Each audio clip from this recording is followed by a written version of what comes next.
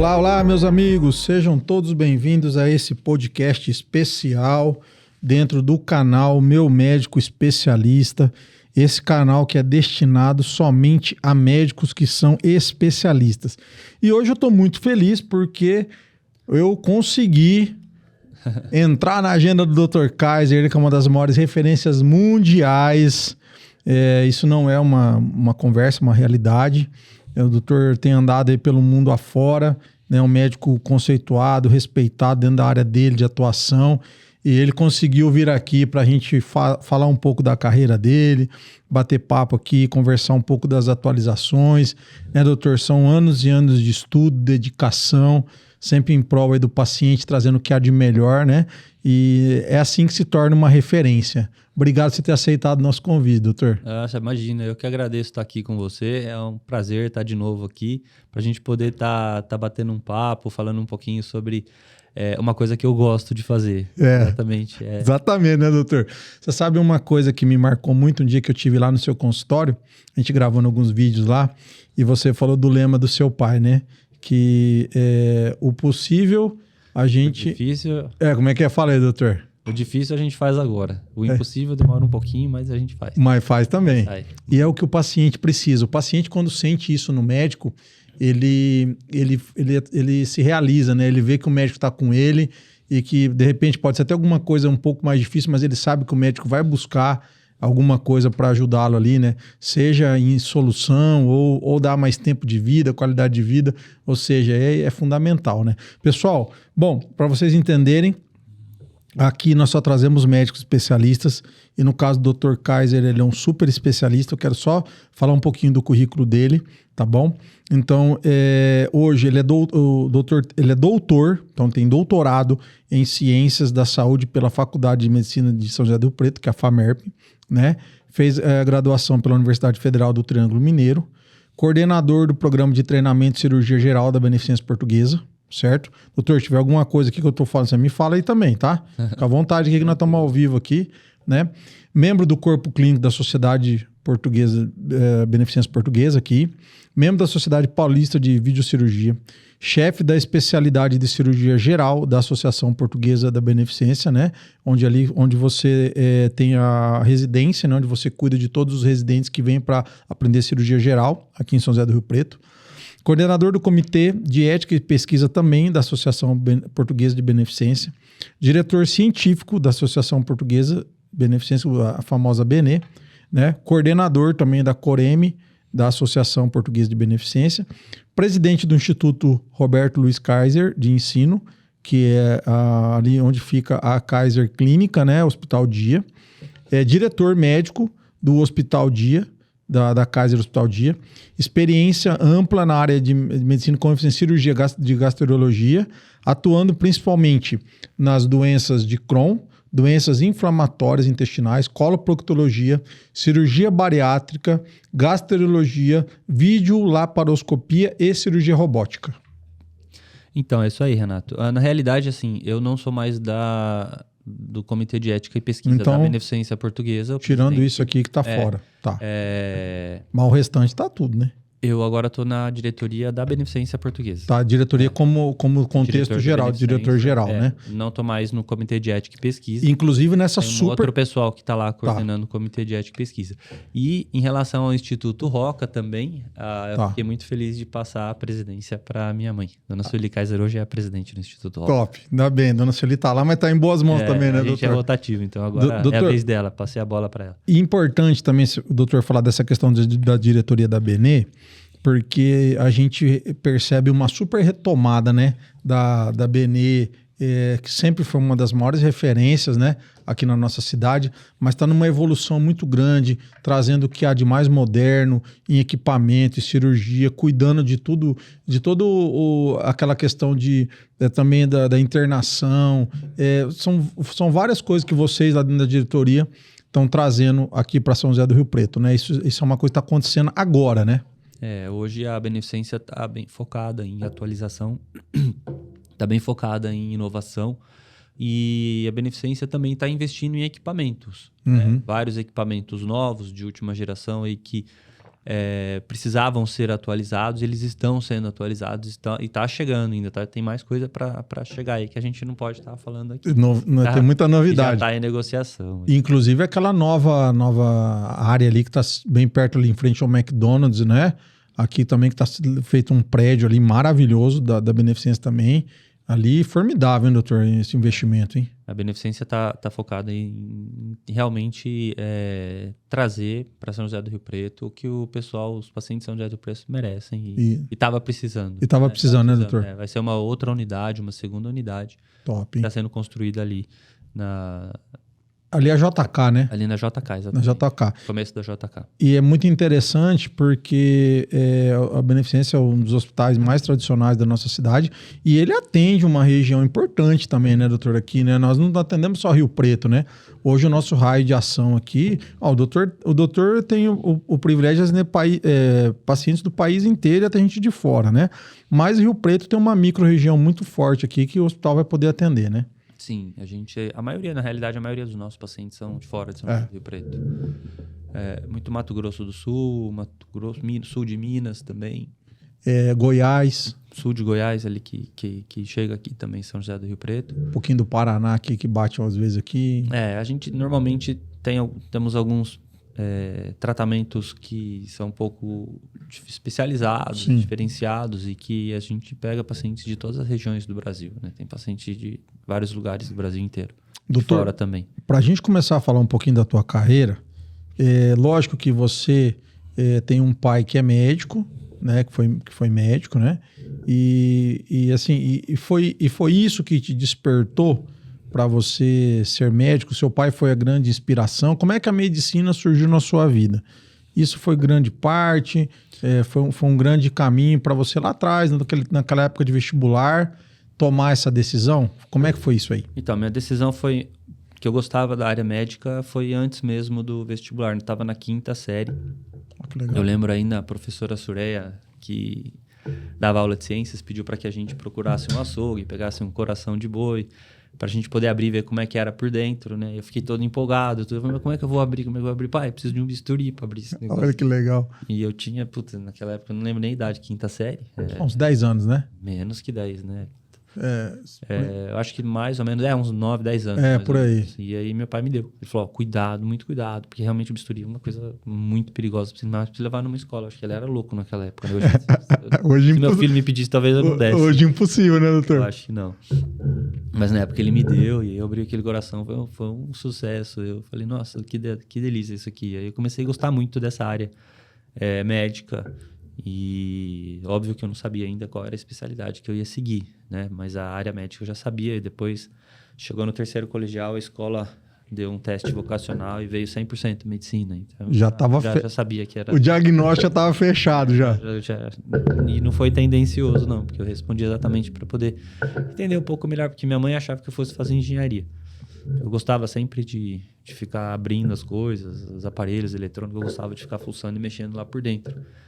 E eu gostava de tecnologia já naquela época, né? Então hoje eu consigo juntar as duas áreas que eu gosto, da medicina com a tecnologia. Porque hoje está totalmente focado na tecnologia, hoje, né? A medicina hoje ela está bem misturada com a área tecnológica. E como é que foi quando você entra na faculdade, os 6 anos ali, né? Em que momento você decide essa área da cirurgia do aparelho digestivo, depois cirurgia essa parte que o doutor tá, que você é uma das maiores referências de cirurgia bariátrica, coloproctologia, ou seja, essa área mais aqui, né? Vamos dizer, o estômago, a gente pode falar trato baixo, como é que fala, doutor? Trato gastrointestinal, né? Isso. Área baixa, com intestino, parede intestinal. Como é que foi isso? No 3º ano de faculdade de medicina, eu passei pela disciplina de técnica cirúrgica e cirurgia experimental, coordenada na época pelo professor Platão e tal. E eu gostei muito de operar. Na época a gente operava cachorro, né? Para poder ver como é que funcionava, as pinças, os instrumentos, como é que fazia dissecação, como é que você operava. Então a gente fazia as anastomoses, juntava intestino, tudo. E aí, quando eu terminei a técnica cirúrgica, eu fiquei tão frustrado que eu não ia poder mais entrar em contato ali com os animais, com a cirurgia, né? Porque vai mudando, né?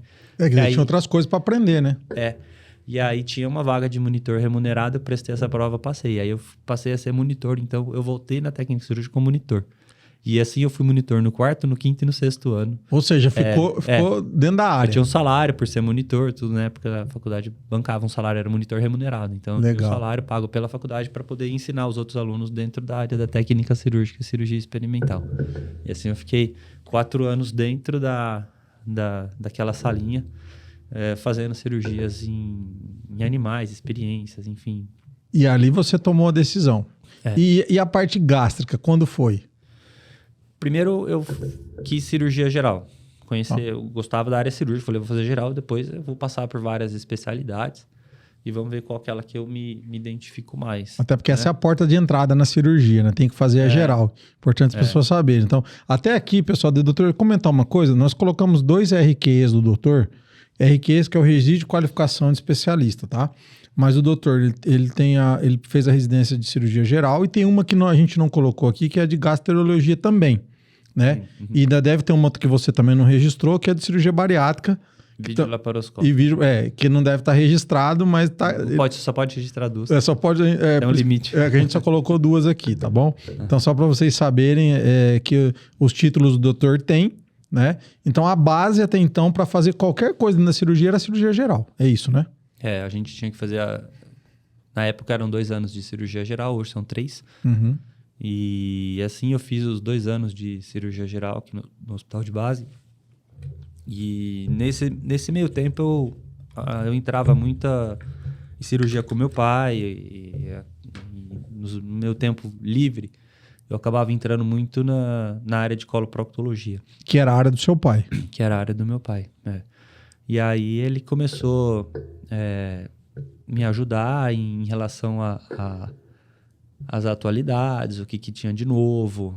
E eu comecei a gostar muito dessa área. E tinha algumas coisas que meu pai não fazia, que ele começou a separar alguns casos. Falava assim, isso daqui a gente não tem aqui em Rio Preto e tal, mas depois o meu filho vai fazer uma especialização, vai trazer isso para cá. Então ele começou a me mostrar algumas coisas que seriam interessantes trazer. E já te incentivar também, né? E já me incentivava. Mas assim, meu pai nunca nem falou para mim fazer medicina, né? Ele nunca falou assim, você vai fazer medicina? O que você quer fazer medicina? Ele nunca falou nada, ele nunca perguntou nada. Eu fiz porque eu realmente gostava, porque eu realmente queria. E aí, depois disso, eu prestei a prova de coloproctologia, aí fiz os 2 anos de residência em coloproctologia. Primeiro você fez a coloprocto, então? Primeiro eu fiz 2 anos de geral. Que é geral, depois da geral... eu fiz mais 2 anos de coloprocto. Aí depois você fez mais 2 anos de cirurgia do aparelho digestivo. Não, a cirurgia do aparelho digestivo eu fiz fora, eu fiz na França. Mais 1 ano. Que aí eu fui para os Estados Unidos, depois que eu terminei os 2 anos de coloprocto, aqui no hospital de base, eu fiquei 1 ano na Cleveland Clinic, na Flórida, com o professor Wexner, num serviço de cirurgia coloretal. Para poder exatamente fazer alguns tipos de cirurgia que eram novidades na época, cirurgia laparoscópica, cirurgia coloretal. Naquela época ela já tinha até robô lá também. E aí, depois que eu terminei a coloprocto nos Estados Unidos, eu voltei pro Brasil. Lá o doutor ficou 2 anos? 1 ano. 1 ano. 1 ano. Na área de coloprocto. Tá. E aí eu voltei pro Brasil e decidi ir mais 1 ano na França, num serviço de cirurgia geral e digestiva, para fazer a parte de cirurgia geral por videolaparoscopia também. Que top, hein, doutor? Então, a parte de cirurgia gastro, da cirurgia geral, eu fiz na França. Doutor, e quanto que essa experiência internacional... Você acha que foi, assim, definitiva na sua vida? O quanto que isso foi importante para você hoje? Né? Hoje a gente sabe que o serviço aqui da Kaiser é um super serviço, super respeitado a nível nacional. O quanto que isso impactou? Porque é um grande diferencial, né? Talvez as pessoas não tenham essa noção, né? Mas você que esteve lá, que veio, que voltou e trouxe várias coisas para cá... e hoje o São José do Rio Preto tem uma excelência, um serviço de excelência nessa área, né? Como é que foi isso, esse impacto do internacional? Eu acho que a sequência da maneira como eu fiz foi de primordial importância para o meu aprendizado. Porque quando você começa a fazer a cirurgia geral, você começa a aprender a fazer. Você aprende de um modo geral. Depois a coloprocto eu fiz e comecei a aprender de um modo geral. Aí quando você vai para fora, você já faz, é diferente. Você não vai aprender a fazer, você vai aprender os detalhes. Tá. Aí você vai ver o que é novidade, como que você faz diferente, o que é feito lá, como você faz aqui, como você pode fazer para ter resultados melhores, como que eu aprendi, como eles estão fazendo lá. Então você pegando os detalhes. E aí nesses detalhes é que faz a diferença, porque aí qual é o tipo de fio que você vai usar, qual é o tipo de ponto que você vai fazer. Legal. Entendeu? Você não vai aprender a fazer. Se você chegar lá sem saber fazer nada, você vai aprender o geral. Mas se você chegar lá já fazendo, entendeu? Entendi. Você vai aprender o detalhe. Porque quando eu cheguei lá, na França eu era R1. Eu voltei a ser residente. Aqui eu já tinha feito 4 anos de residência. Entendi. E lá eu fazia rodízio com os outros residentes como se eu fosse do primeiro ano. Então já sabia fazer, mas lá eles estavam me ensinando como se eu não soubesse. Que eu tivesse acabado a faculdade fazendo a residência. Na verdade, você entrou jogando já, né? Sim, eu já entrei já sabendo, né? Só que eu não sabia fazer vídeo. Foi o que eu aprendi lá, né? Entendi. A videolaparoscopia eu aprendi lá. Então, eu lembro de uma situação até que tudo era lá por videolaparoscopia. Igual hoje a gente faz aqui por videolaparoscopia. Lá era 100%, tudo por vídeo. Aí teve uma situação que ele foi fazer uma apendicectomia e o anestesista contraindicou o vídeo por causa do pneumo, peritônio, não podia fazer por vídeo. Tinha que fazer aberto. E aí o pessoal lá tava meio desesperado. Falou, nossa, a gente faz tempo que não fazemos aberta, a gente não sabe fazer direito, a gente não lembra. Não, pode ficar tranquilo. Aberta a gente faz. É o que é a nossa rotina lá do Brasil. E a gente pode ficar tranquilo junto, que fizemos junto a cirurgia. E deu certo, super né? simples, né? Uhum. E deu tudo certo. E acabou dando. Doutor, e quando é que daí, beleza, a doutor já explicou a coloprocto, depois a cirurgia, as outras cirurgias do aparelho digestivo. E quando que a bariátrica entra na sua vida? A bariátrica foi ideia da minha mãe. Quando eu estava nos Estados Unidos fazendo coloprocto, estava surgindo a bariátrica aqui no Brasil. E eles estavam começando a fazer as cirurgias bariátricas na Beneficência Portuguesa, na época cirurgias abertas ainda, né? E aí ela falou, dá uma olhada. E aí eles estão fazendo cirurgia para emagrecer, cirurgia bariátrica e tal. Eu falei, eles têm que ter um serviço. Realmente tinha um serviço lá muito bom. E aí, de vez em quando, dávamos umas escapadas e ela falou, dá uma olhada aí nisso. Eu falei, mas eu não quero fazer isso, eu não gosto, eu gosto de coloprocto, porque você é só coloprocto. Não, mas dá uma olhada, não custa, vê aí. Eu comecei a escapar e tinha um tempo vago, eu ia lá junto com o Rosenthal, que era o Dr. Rosenthal, hoje expoente, cirurgião, e ele era argentino, então trabalhava lá na Cleveland Clinic, era o chefe de serviço. Ele começou a me incentivar, me ajudar e mostrar bastante coisa. E eu comecei a gostar da cirurgia bariátrica. E aí, quando eu fui para a França para fazer a parte da especialização, eu comecei a trabalhar com a área de cirurgia geral. E lá eles já faziam bariátrica também. Foi mais uma maneira. Foi mais um... Eu já tinha aprendido lá nos Estados Unidos com o Rosenthal. Só que lá nos Estados Unidos a gente não pode muito pôr a mão. A gente mais auxilia. Uhum. Por causa das leis. As regras americanas são diferentes. Na França eu já tinha mais autonomia. Eu era um cirurgião francês. Eu era residente, eu podia operar, podia tudo. Eles validaram meu certificado. Então, a gente entrava junto com eles para fazer a cirurgia. Então, eu acabei gostando bastante da área de bariátrica, que eu tinha aprendido nos Estados Unidos, aperfeiçoado na França. E quando eu voltei para o Brasil, eu falei, não quero ser só coloprocto, eu quero fazer bariátrica. E aí foi quando eu comecei e montei um serviço. Eu comecei a me estruturar, montei uma equipe, chamei psicólogo, nutricionista. Ou seja, comecei a focar no aprendizado e estruturando um serviço bariátrico. E hoje já vão quantos anos disso, doutor, da bariátrica? 20 anos. 20 anos. Em julho agora, o nosso primeiro caso, dia 13 de julho, completou 20 anos de cirurgia bariátrica. 20 anos já. Mais ou menos, você lembra quantas cirurgias assim ao total? Ou muita cirurgia, né? A gente estava começando a fazer um levantamento, tinha mais de 5 a 6 mil cirurgias. Mas bariátricas? Só bariátrica. Tá, e das outras não dá nem para contar, né? Porque é muita cirurgia. Você lembra mais ou menos? Não tenho nem ideia para te falar. Mas deve passar de 20 mil, né? Porque você fez só 5 mil bariátrica. Passa, entendeu? Porque a gente opera todos os dias, todos os dias, cirurgias mesmo. Então, porque aí o geral ele é mais amplo, né? Mas se só de bariátrica tá em 5, 6 mil, as outras devem ultrapassar demais, né? A gente acaba perdendo a conta, né? Porque o ideal seria que a gente fizesse um levantamento de todos esses casos. É o dia a dia. Mas hoje em dia tá ficando um pouco mais... A nossa correria tá dificultando a gente fazer esse levantamento, o que é de extrema importância para as publicações. Sim, é importante. É que como não é a prioridade ainda, né, fazer esse levantamento, a gente tem algumas prioridades científicas que a gente está priorizando. Doutor, e desde quando que vocês já entraram fazendo a bariátrica por vídeo na época? Depois nós vamos falar um pouco da robótica, mas no primeiro momento ainda fazia aberta, depois quando que o doutor já implementa o vídeo no serviço? Na realidade, eu fiz 60 casos por vídeo, que é o que eu aprendi a fazer na França e eu não sabia fazer aberta. São meus primeiros casos eu fiz por vídeo. Já naquela época? Já naquela época. Então é meio loucura isso, né? Mas eu comecei os primeiros casos. A hora que eu cheguei a 60 casos, eu falei, eu preciso aprender a fazer aberta também. Porque muitos pacientes me procuravam, falavam, não, eu só faço vídeo. Ah, mas eu não posso. Na época o convênio não pagava, né? Uhum. Então, os pacientes que pagavam fazer por vídeo. Muitos pacientes falavam, mas eu quero que você faça, mas eu não posso fazer vídeo, eu queria fazer aberta. Aí eu fui para São Paulo, professor Garrido. Fui fazer o curso de bariátrica aberta, né? Na verdade, você fez o inverso, né? Eu fiz o totalmente inverso. Eu chegava lá, todo mundo nunca tinha feito uma bariátrica, eu já tinha 60 casos por vídeo, né? Os caras olhavam para mim, o que você está fazendo aqui? Eu falei, eu não sei fazer aberta, eu quero vir aprender. Eu não sei, eu aprendi a fazer vídeo. Eu sei fazer vídeo, mas se eu precisar converter, ou se eu tiver que fazer algum caso aberto, eu quero aprender os detalhes. E aí eu fiz toda a especialização lá, fiz o curso com o professor Garrido, aprendi a fazer aberta e voltei fazendo aberta. Aí depois eu fiquei um período fazendo aberta e por vídeo. E vídeo, as duas? As duas. Tá, e em que momento o doutor tem... Depois nós vamos falar da parte também da coloprocto ali, esse estudo que vocês têm do Crohn, tudo, que é maravilhoso, né? Esse que vocês criaram aqui em Rio Preto. Mas antes de eu chegar nessa parte da doença autoimune, né? Que é importantíssimo na área, vamos só matar aqui, pra gente não perder, porque é muito assunto com você. Eu não posso perder aqui o teu tempo aqui, que não é todo... Gente, não é brincadeira não, tá? O doutor sempre prestativo, mas é que a agenda dele é top. Eu até brinquei com esses dias atrás, semana passada, que uma hora ele tá... E foi verdade mesmo. Uma semana ele tava num continente, na Europa, na outra semana ele tava no outro continente, que era a América, né?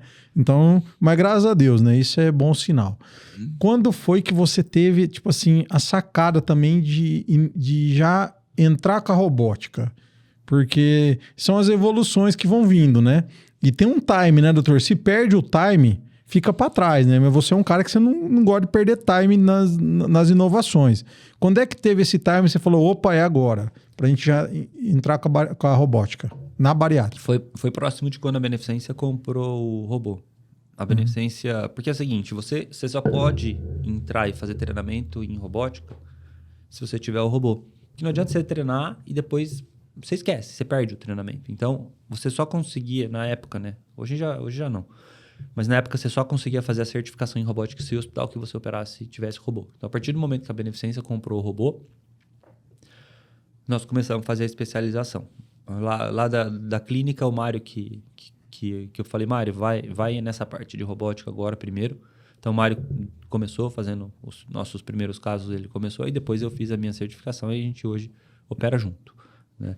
Mas nós começamos depois que a Beneficência adquiriu o robô.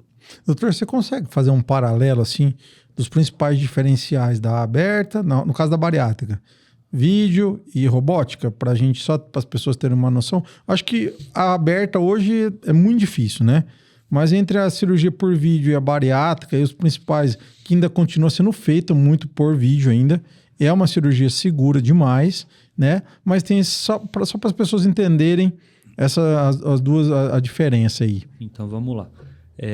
Da cirurgia aberta para fisiolaparoscópica é um passo muito grande, uma evolução muito grande. Porque antigamente você tinha que fazer um corte muito grande, e a pessoa tinha que ficar aí 30 dias sem dirigir, 60 dias sem atividade física moderada e 90 dias para pegar peso pesado e fazer academia. Tá. Hoje, com a videolaparoscopia, isso daí caiu. Para no dia seguinte ele pode trabalhar sem esforço físico. Com 5 dias ele libera a atividade física moderada, dirigir, trabalhar, fazer qualquer tipo de atividade física, que antes era 60 dias para moderada, agora passou a ser 5. Antes era 30 dias para as atividades físicas leves, hoje no dia seguinte as leves você pode fazer por videolaparoscopia. E as pesadas com 15 dias, que era 90 dias. Tá. Então isso aí mudou muito. Da videolaparoscopia para robótica, o que muda?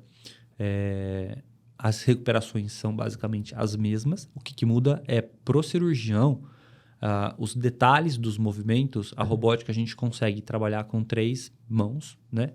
São 4 braços robóticos. Um é a ótica que você coloca para filmar ali dentro, transmitir a imagem para o monitor que você está olhando ali fora. E os outros 3 são braços que você rola. Então, a gente tem um braço a mais. Tá. Hoje, na laparoscopia, eu tenho 2. Quem está trabalhando no terceiro é o meu auxiliar. Na robótica, eu trabalho com 3 braços. Eu puxo um, coloco aqui, puxo outro, coloco para cá e vou utilizando os 3. Um eu fixo ele ali em cima, depois eu troco e pego o outro e vou trabalhando. E a precisão dos movimentos, né? A gente consegue, na videolaparoscopia, a pinça ela é reta, nesse formato. Então, o movimento que você consegue fazer é abrir e fechar a pinça. Se você gira ela inteirinha. A articulação da robótica, você tem o movimento do punho. Então, se você mexe o punho para fazer um ponto, você consegue fazer esse movimento. Então, você vai fazer um ponto, você levanta, igual você vai fazer normal. Aí você passa esse ponto desse movimento. Então, você consegue fazer um movimento circular. Na robótica, na laparoscopia, você só vai fazer esse movimento, né? Você só consegue girar a mão. Então, além de ter uma visão tridimensional, é uma imagem 3D que a gente tem, que a gente consegue visualizar no robô. E também, para cirurgias mais complexas, a gente tem uma maior segurança em estar trabalhando com a tecnologia robótica. Muito bom. Bom, pessoal, uma explicação bacana aqui, falando com um especialista que realmente tem os casos, e tem casos de sucesso e é muito legal. Doutor, agora vamos falar um pouquinho dessa parte das doenças coloretais ali, né? Da parte do intestino, onde você também é uma referência. E principalmente, como é que foi a criação lá dentro da Kaiser, do Instituto, onde vocês têm um super trabalho com doença de Crohn, né? Além também de atender inúmeros casos de retocolite também, que é um tipo de doença também. Como é que foi isso? Como é que você sentiu que você teve essa visão de falar, nossa, nós precisamos abrir, porque é uma doença complicada, a doença do Crohn, né? Os pacientes sofrem demais, e hoje você conseguiu trazer para Rio Preto, junto com uma equipe, né? Toda essa parte de pesquisa. Hoje vocês têm pesquisa, tem pacientes aqui que estão em tratamento com pesquisa. Como é que foi isso aí? Como é que você conseguiu fazer isso e como isso tem sido bom aqui para a nossa região e para o tratamento de maneira geral dos pacientes? Tudo foi acontecendo conforme a necessidade. Não cheguei a pensar, vou fazer isso, vou fazer aquilo. Eu tinha uma paciente no consultório que já tinha usado todos os remédios. Não tinha mais opção de tratamento, a não ser uma cirurgia, mas ela já tinha sido operada, já tinha tirado uma boa parte do intestino. Eu precisaria tirar uma boa parte do intestino que continuava inflamado e ela ia ficar com o intestino muito curto, talvez incompatível com a vida. E aí eu falei, não dá pra gente operar, vamos ver o que a gente consegue. E conversa aqui, conversa ali, tenta conversar. E de repente o Dr. Milton foi na Beneficência Portuguesa dar uma palestra, ele tinha montado um serviço de TMO. Eu falei, quem sabe a gente conseguiria. Eu falei, Dr. Milton, você acha que a gente não conseguiria fazer um transplante de medula para ter uma paciente que não tem mais o que ser feito e tal? Ele falou, eu tenho um amigo meu que faz lá em Chicago, o Dr. Richard Burt, vou conversar com ele para ver se ele ajuda a gente. E assim ele fez a ponte. Nós fomos até Chicago, conversamos com o Dr. Richard Burt, depois o Richard veio até aqui, examinou a paciente, falou, eu vou ajudar vocês. Passou toda a tecnologia, o protocolo que ele tem. E aí nós começamos a fazer, fizemos esse primeiro caso dessa paciente, salvamos a vida dessa paciente, que estava sem prognóstico, sem nada, e esperamos 1 ano para poder divulgar. Depois de 1 ano nós divulgamos, fizemos já um transplante, a paciente faz 1 ano que está bem, sem remédio nenhum, até hoje ela não toma nem mais um remédio para a doença de Crohn. E isso aí já vai fazer 9, 10 anos que ela foi feito o primeiro caso. Vai fazer 10 anos no ano que vem. Outubro do ano que vem. Então, nós começamos a partir da necessidade de cada caso. Então, às vezes aparecia algum outro caso de paciente que tinha que ter alguma coisa diferente, a gente ia atrás de alguma coisa diferente. Aí eu falei, então vamos tentar um remédio novo. Aí montamos o nosso Conselho de Ética e Pesquisa e montamos também o nosso Centro de Estudos. Nosso Centro de Estudos, hoje a gente tem vários remédios sendo estudados, novos remédios para várias doenças. O foco maior do nosso centro ainda é a doença de Crohn, retocolite. Então, nós começamos a inserir pacientes que estavam fazendo parte desses estudos. Então, o laboratório, antes de lançar o medicamento, ele põe em estudo, põe em análise. Então, primeiro, a fase 1, que é feita aqui em animais, aí a fase 2, a fase 3 é feita em humanos. Então, a gente tem vários remédios aí que, para fase 2 e para fase 3, que é para saber se funciona mesmo ou não, compara com placebo, compara com diferentes doses, para saber qual que é o melhor resultado, qual que é a melhor dose para aquele medicamento. E aí, depois disso, esse medicamento é comercializado se ele tiver bom resultado nos estudos. Hoje, a gente tem vários pacientes em andamento fazendo estudos lá com a gente. Essa parte científica sempre fez parte da sua vida? Assim, você sempre gostou muito disso, de buscar atualização, porque isso faz toda a diferença no tratamento, né, doutor? E também, como uma vez você está na vanguarda ali da situação, isso é muito bom, porque você está sempre buscando o que há de melhor. Mas isso sempre foi uma coisa sua mesmo, de inovação, de buscar o que há de melhor, de trazer isso para a nossa cidade, no caso? Então, quando eu virei monitor de técnica cirúrgica no terceiro para o quarto ano, no terceiro eu passei como aluno, no quarto eu virei monitor, na época da faculdade ainda, nós recebemos alguns grampeadores, que hoje são esses grampeadores que a gente usa para fazer a cirurgia bariátrica, tudo na época estava em fase de experimentação também, de experimento. Então, nós recebemos esses grampeadores e nós participamos desse estudo, fizemos algumas cirurgias nos animais, depois a gente pegava o intestino para analisar os resultados. Então, durante esse período da faculdade, eu comecei já a fazer estudos nos animais. E aí, depois, quando eu fui para os Estados Unidos, o Exner ele tinha um centro de estudos. Ele tinha um centro de novas tecnologias e aí eu acabei ajudando eles. Tanto é que eu fui para os Estados Unidos para ficar 6 meses, né? E aí...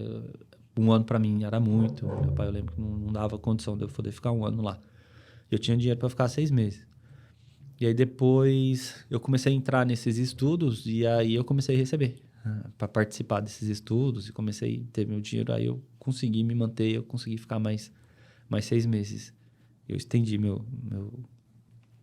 meu período de fellow que é o que eu fiz a Research Fellow, para pedir mais 6 meses e eu acabei continuando. Então eu fiquei muito envolvido em estudos. Lá a gente tinha os estudos do grampeador de hemorroida, que era o PPH, tinha estudos de radiofrequência para incontinência, tinha vários estudos de carbon beads, que eram novas tecnologias para incontinência também. E o Exner era um cara acima da casinha, né? O cara era um cara na vanguarda, um cara que tinha muitas ideias. A gente tinha ideia junto, falava, vamos estudar isso, vamos. Então, foi um período muito, muito científico na minha vida, no período dos Estados Unidos. E eu voltei de lá querendo já montar um serviço aqui parecido com o do Exner. A estrutura hoje da Kaiser Clinic, o Hospital Dia Nosso, ele é muito parecido com o sistema que eu via lá nos Estados Unidos há mais de 20 anos atrás, né? Você já veio idealizado. Eu já vim com a ideia, fiquei lá em 2001, 22 anos atrás. Então, já vim, voltei já querendo. Falei, não, eu quero montar alguma coisa parecida. Então, comecei a montar nos mesmos moldes. E aí, todo ano a gente voltava para lá para fazer as atualizações e via como é que funcionava. Já tinha todas as senhas do hospital, entrava, já saía, já conhecia todo mundo. E aí, via o que estava tendo de novidade, de pesquisa, o que estava acontecendo. E voltava, trazia para cá e comecei a implantar um centro de pesquisa. E o Comitê de Ética, que hoje funciona na Kaiser Clinic. Muito legal, doutor. Hoje você hoje você tem doutorado, tudo, né, participando, você como não sei como é que é a palavra ali, mas a parte do curso de residência, você é o coordenador, é o chefe, como é que é a palavra ali de quem coordena esse curso de residência? Eu fui o criador, eu que abri a residência e assim, cirurgia geral. Hoje eu passei a coordenação.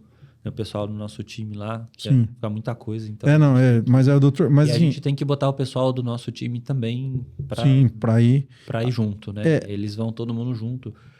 E todo mundo cresce, hoje, né? Todo mundo cresce junto. A nossa equipe hoje lá, quem trabalha lá com a gente, todo o nosso time, todo o nosso staff de cirurgia geral, coloprocto, foram residentes nossos que a gente foi absorvendo e foram ficando no serviço com a gente. Então, todo o nosso time hoje foram ex-residentes meus, que eu treinei, eles sabiam como eu gostava de fazer tudo, e aí eu fui dando ensino, fui dando...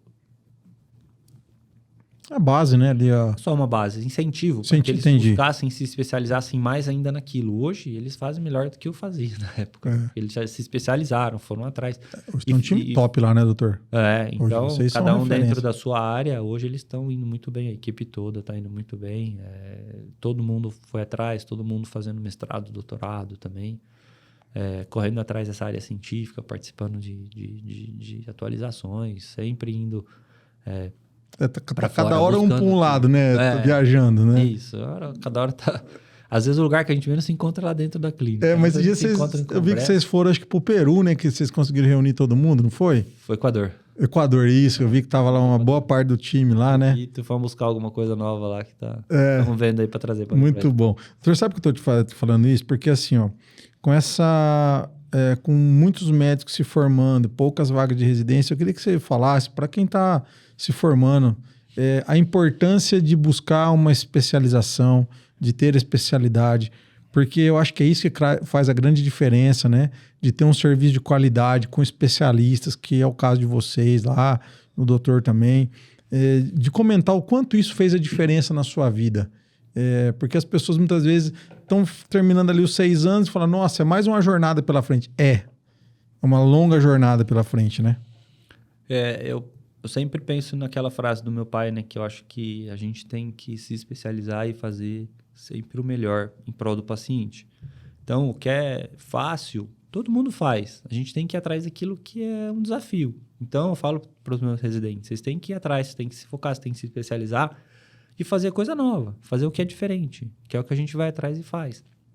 Então, estimulo eles a aprenderem o que a gente vem fazendo hoje lá.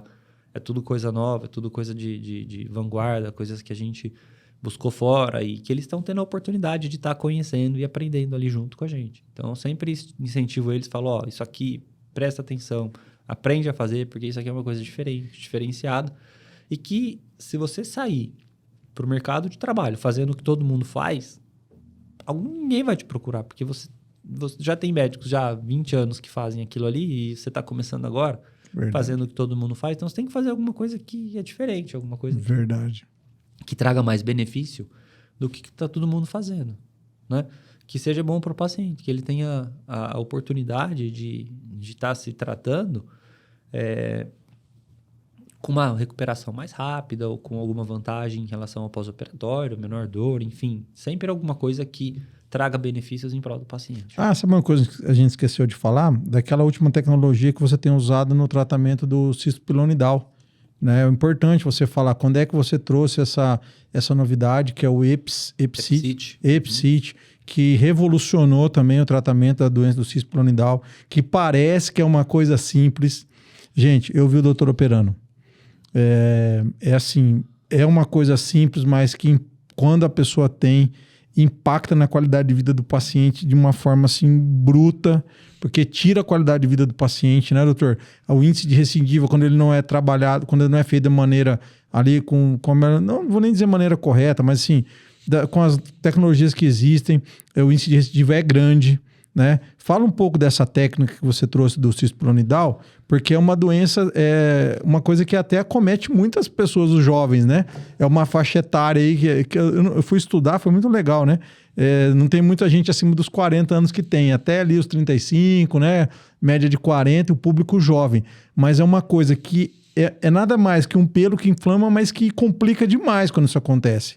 Fala aí, doutor, porque eu vi a cirurgia lá, complicada, né? Quando tem que ter...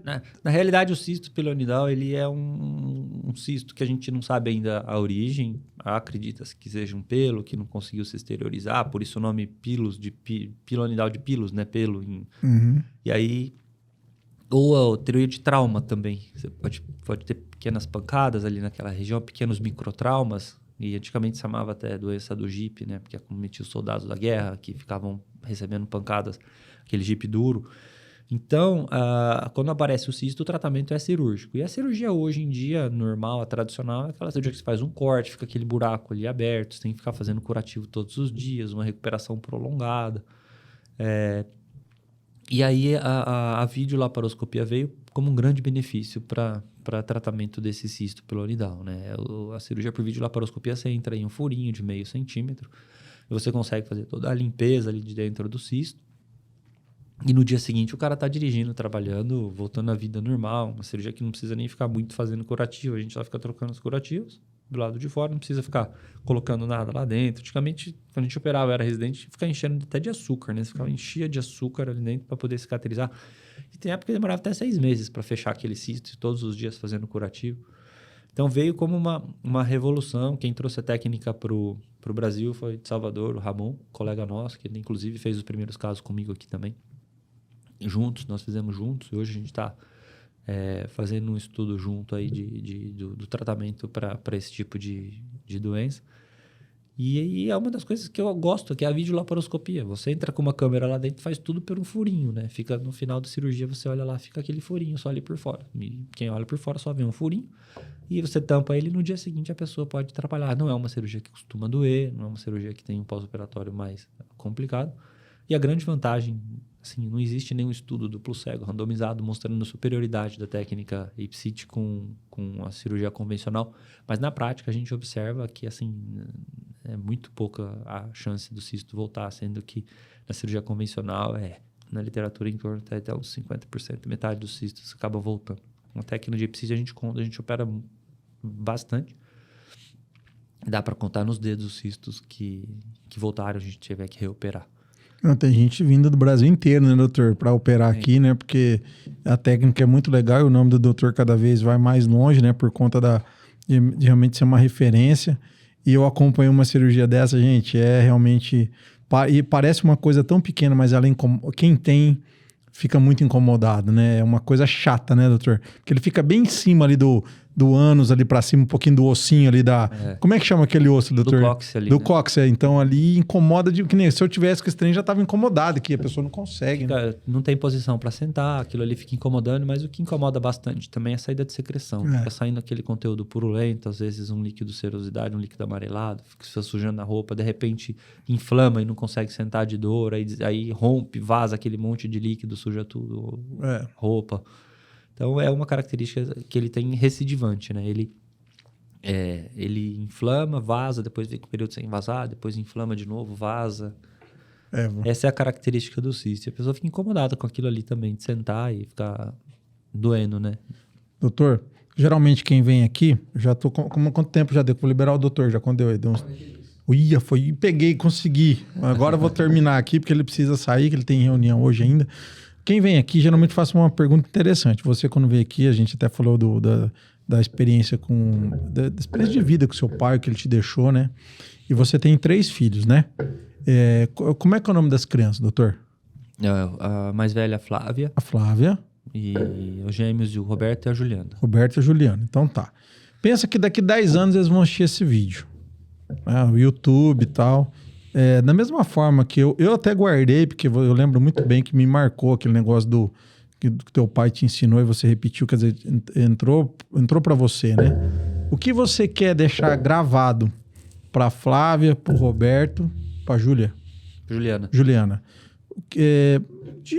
Num dia que eles puderem assistir esse vídeo aqui, eles falaram, pô, um dia, sei lá, daqui 10 anos, meu pai deixou um negócio lá para mim, fez a diferença para mim, escutar aquilo. Porque eu sou assim, tem hora que às vezes eu escuto, meu pai não tá presente aqui, a gente mora longe desde que eu saí de casa, mas tem hora que eu escuto ele falar na minha orelha, de tantas coisas que ele falava, né? Igual teu pai, não tá presente mais aqui, mas tá presente, né? Com os ensinamentos, né? Deixa aqui registrado o que você quer falar para eles, entendeu? De um ensinamento, uma mensagem, que daqui 10 anos, quem sabe, pô, meu pai falou isso aqui e hoje fez sentido para mim. Uma das coisas que eu sempre falo para todos eles, que é o que eles forem fazer, também nunca falei para eles de fazer medicina ou de fazer qualquer coisa, mas eu sempre falo para eles assim, o que eles forem fazer, eles têm que se dar o melhor e fazer sempre o máximo que eles conseguirem fazer para que eles tenham sucesso. Que eles deem sempre o melhor de si para que eles consigam atingir o que eles gostariam de atingir. Muito bom. Eu sempre falei isso muito para eles, se esforcem, não fico muito preocupado em relação a essa parte de estudos. Eu nunca fui o melhor aluno da minha sala, muito longe disso, sempre fui aquele aluno mediano.